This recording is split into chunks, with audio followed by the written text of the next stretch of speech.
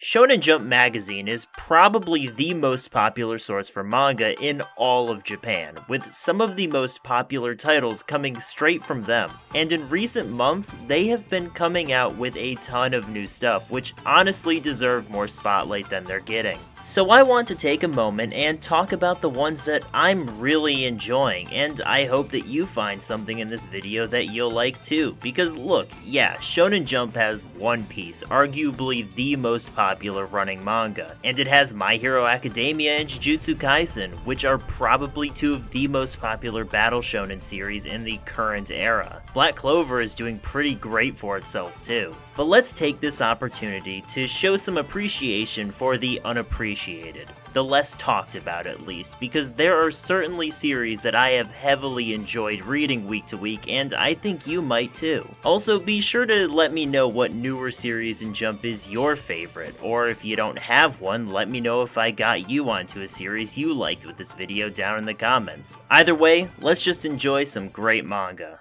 Now, starting off with a series that I am really enjoying is Phantom Seer. Phantom Seer takes place in a world full of phantoms and the shamans that exorcise them. And it's gone.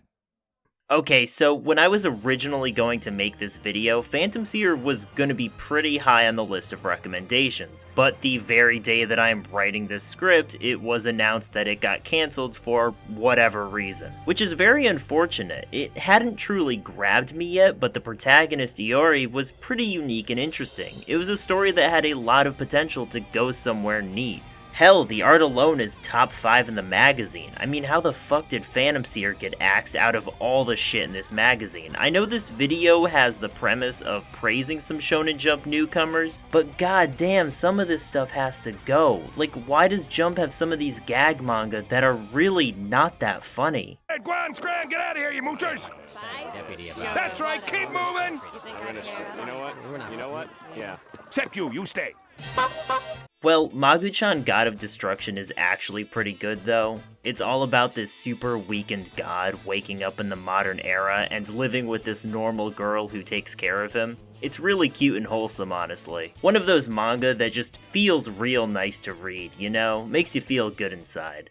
Okay, but let's get into some of my bigger recommendations, because this is the stuff you probably clicked on the video for. Now, the first manga that I really want to talk about are two series that Shonen Jump have been really pushing for a bit now as pretty big things, and they are Undead Unluck and Mashle Magic and Muscles. Starting with Undead Unluck, this is probably one of the most unique battle shonen I have seen in a bit. Set in a world where some people have dangerous powers thrust upon them, they have to deal with the backlash of their insane abilities. Like our protagonist with the power of Unluck to take away people's luck, or Andy with the power of Undead who can never die. It's a really interesting premise, as even though these abilities are powerful, they are terrible to have. The fights are also really creative, as the writer is able to keep coming up with really fun ways to use limited abilities. The first chapters have some comedy that are not in the best taste, if I'm being honest, but if you can get past that or even enjoy it, then I think this is a series you'll really like. Mashle Muscles and Magic is a very different series. While it is a battle shonen in the same vein, what it lacks in drama, it more than makes up for in comedy. If I could describe the premise, it's like a mix between Black Clover and One Punch Man, with Mash living in a world with a hierarchy determined by one's magic ability and him not giving a shit because there's no one he can't beat with a good dose of physical exercise. And for some this might be off-putting, as it sounds like it would get tiring fast. One Punch Man is a good example. After the fight with Boros, it starts focusing on other characters, with Saitama barely being a protagonist so that his presence doesn't get tiring or take away tension. However, Mashle does not do this, always letting Mash stay in the protagonist role entirely despite of how OP he is. And it strangely works, because while he is a comedic character and the stakes can seem minimal if non-existent, there is something so oddly genuine about how these characters are written.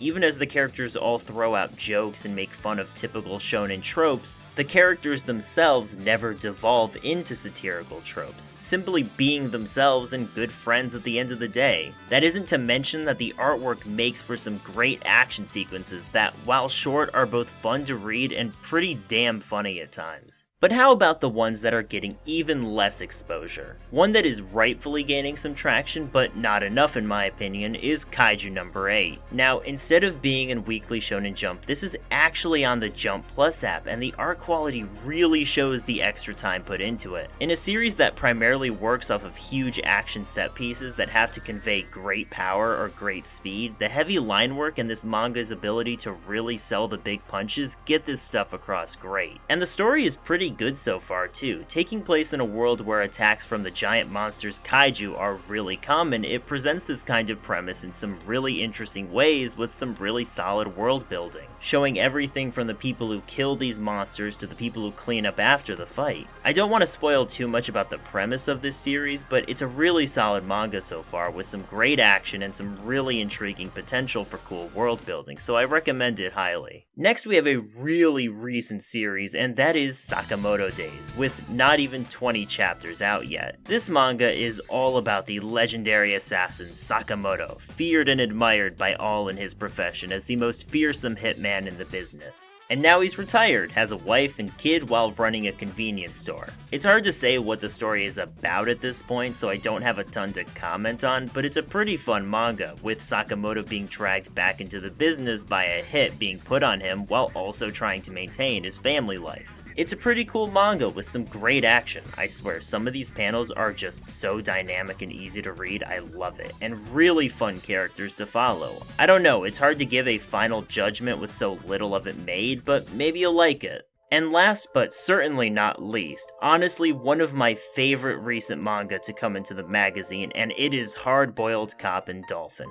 A lot of people dropped this manga early on because of its gag manga nature, but I swear, this manga is actually pretty damn cool. Although I will say, as a gag comic, this is one that has genuinely got me to laugh quite a bit. It uses its protagonist as the classic archetype of, you guessed it, the hard-boiled cop. He's the kind of guy you'd expect to see in an action movie, kicking ass and taking names even if he has to disregard the law a bit. When law enforcement in the city gets tired of him, he gets sent to an island with a small town to waste away there. Little does he know about the more weirdly supernatural stuff going on, with fish people, ocean crime, and even a fishman equivalent to the Yakuza practically. And it stays as a gag manga for a little while, mostly working off this normal person engaging with these odd scenarios. However, it quickly transitions into a normal battle shonen while keeping its gag comic personality. Despite this dramatic shift though, it oddly worked and felt natural to me, going from a fish person swearing up a storm to crazy fights involving ridiculous water powers. It's a really fun manga, keeping the comedy of a gag manga while also taking itself seriously as a normal shonen, and honestly, I just wanted to get more recognition. I'd love, if anything is to come out of this video, that more people give this series a chance. Hell, I'd be happy if I turned anyone onto a series that they end up loving with this video. Be sure to let me know in the comments below if there's anything in here you found cool, or be sure to tell me that I have shit taste and should delete my channel pronto. Either way, thanks for watching the video, and I hope to see you around here again.